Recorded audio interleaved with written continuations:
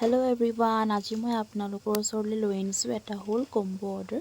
So ফাৰ্ষ্টতে মই কেকটো বনাই লৈছোঁ আৰু এই কেকটো মই অলৰেডি কোটিং কৰি লৈছিলোঁ। কেকটো যিহেতু সিম্পল আছিলে, আপোনাৰ ৰিবন কেক যোনটো খুব আজিকালি ট্ৰেন্ডিঙত চলি আছে আপোনালোকে দেখিছে। সো ৰিবনখিনি মই এনে বনাই থৈ দিছিলোঁ আৰু এতিয়া সেইকাৰণে মই ৰিবনটো লগাই দিব লৈছোঁ। অলপ দীঘল হোৱাৰ কাৰণে এতিয়া কাটি দিছোঁ আৰু এতিয়া লগালগ গোটেই সাইডৰ ফালে লগাই দিছোঁ।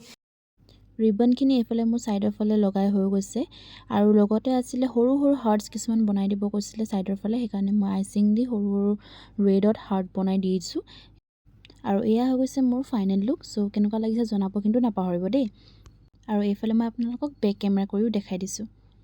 ক্লায়েণ্টজনে লগতে মোক দিছিলে চকলেটৰ বুকে এটা, আৰু চকলেটটো তেখেতে মোক ডাৰ্ক চকলেটৰ লগাই দিব কৈছিলে, সেইকাৰণে এইফালে মই সৰুকৈ ডাৰ্ক চকলেটৰ এটা বুকেটো বনাই দিছোঁ।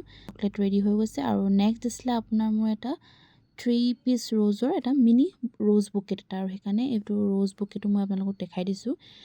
ৰ'জ বুকেট এইবোৰ বনোৱাটো অলপ টান হয়, সেইকাৰণে মই আপোনালোকক নেক্সট টাইম যদি পাৰোঁ কেতিয়াবা আপোনালোকক মই এনেকৈ ৰেপিংটো কেনেকৈনো কৰোঁ বুকেটত সেইটো দেখাই দিম।